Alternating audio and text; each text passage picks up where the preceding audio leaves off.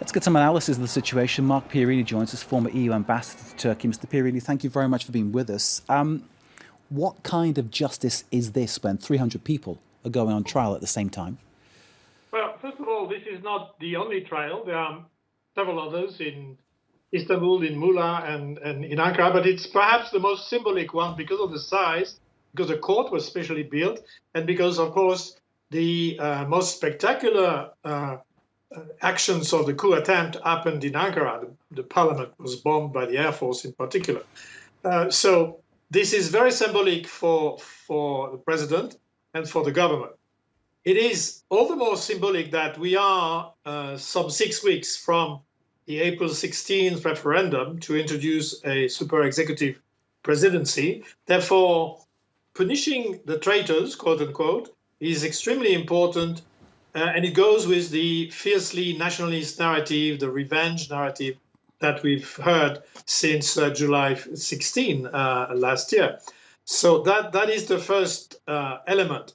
But of course, everybody knows, certainly outside Turkey, that some of the coup perpetrators are there in court, but many other people would probably have extremely little or nothing at all to do with the coup.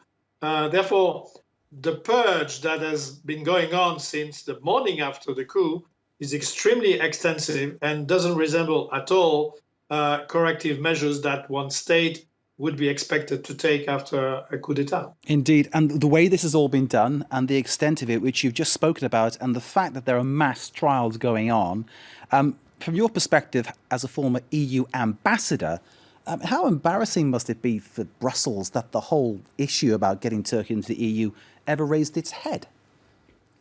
Well, you have two ways to look at this.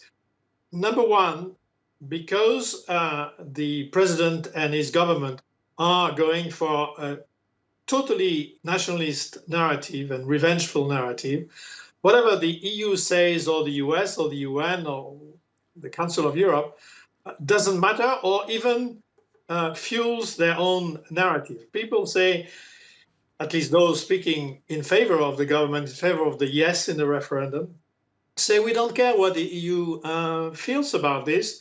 Why would they want to send observers to these trials? But I would simply recall that only a few months ago, and for years and years, observers were totally welcome because this was part of the accession process.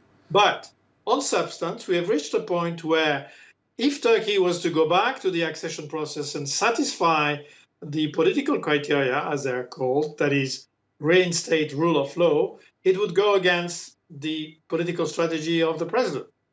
So whatever happens, Marc, the thing is that the EU has to work hand in glove with Turkey in many ways on the migrant issue, does it not? Regardless of whether Erdogan gets these extended powers, regardless of whether Turkey is viewed as not being a democracy anymore. Well, first of all, the extended powers are not in the bag yet. Indications are that for the moment, the no is prevailing in the referendum. But who knows? I mean, who can trust opinion polls nowadays? We'll Indeed. see. But I think if the super executive presidency system is introduced, that will be a huge departure from EU norms, and therefore the accession process will be dead in the water. It will go into irreversible coma. This being said, Turkey and the EU still have an important trade and investment relationship there and a customs union. Therefore, this might be modernized and it would be beneficial for both sides.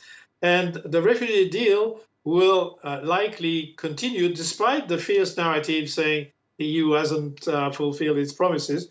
Actually, this €3 billion deal for the Syrian refugees is working perfectly well and at record speed, including for the host communities in the southeast of Turkey. And it works in education, health, training, job creation. So it is one of the most successful operations ever of the EU in Turkey. Marc Pierini, former EU ambassador to Turkey, thank you so very much for your